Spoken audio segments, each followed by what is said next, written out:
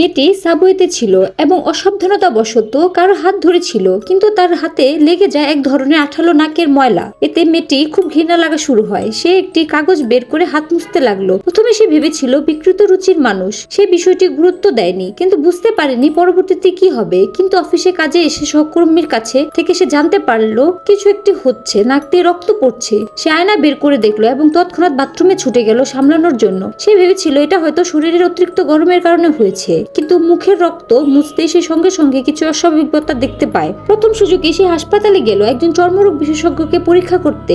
জিজ্ঞেস করলো সে কি কোনো নোংরা জিনিস স্পর্শ করেছিল কিনা। তখনই মেয়েটির মাথায় সেই ঘৃণার ঘটনার কথা মনে পড়ে এবং ডাক্তারকে জানায়। ডাক্তার বলেন এটা হয়তো ব্যাকটেরিয়া সংক্রমণ হতে পারে। এরপর তিনি তাকে কিছু মলম দিলেন। বাড়ি ফিরে মেয়েটি বারবার হাতের দিকে তাকাচ্ছিল এবং মলম লাগাতে লাগলো। সে জানতো না তার সমস্যা ডাক্তার বুঝতে পেরেছে কিনা। বাধ্য হয়ে সে হাতের তালুতে একটি প্লাস্টার লাগালো, কিন্তু বাস থেকে নেমে স্টেশন ছাড়ার সময় হঠাৎ সে তার সহকর্মীর সঙ্গে দেখা হলো। মেয়েটির সঙ্গে সে সহকর্মীর সম্পর্ক খুবই ভালো ছিল না। সে যখন তাকে খোঁচা দিতে যাচ্ছিল তখনই দেখলো অন্যজন হঠাৎ ভয়ঙ্কর মুখভঙ্গি করলো। সে কিছু বুঝে ওঠার আগে মেয়েটির নাক থেকে আবার রক্ত পড়তে শুরু করলো। মেয়েটি ভয়ে প্রায়জ্ঞান হয়ে যাচ্ছিল। সে দৌড়ে বাথরুমে গিয়ে পরিষ্কার করতে লাগলো। হাতের রক্ত পরিষ্কার করার পর সে আবার লক্ষ্য করলো তার হাতের তালুতে মলমে অসংখ্য জায়গা ছিদ্র হয়ে গেছে। এতই ভয়ানক দৃশ্য ছিল। এই দৃশ্য দেখে মেয়েটি ভয়ে মরতে যাচ্ছিল। সে ভাবলো এতক্ষণে যা ঘটলো সবই দুঃস্বপ্ন। দ্রুত সে হাত তুলে নিল।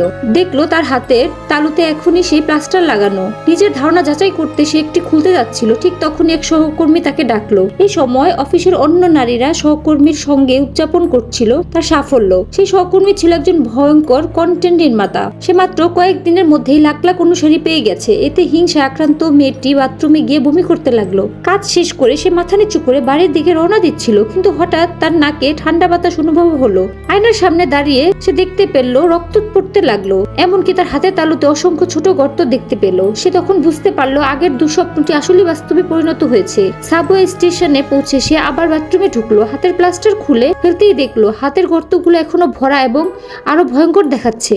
এমনকি তার ঘাড়ের সংক্রমণও ছড়িয়ে পড়েছে। মেয়েটি পাগলের মতো সারা শরীরে মলম লাগতে লাগলো।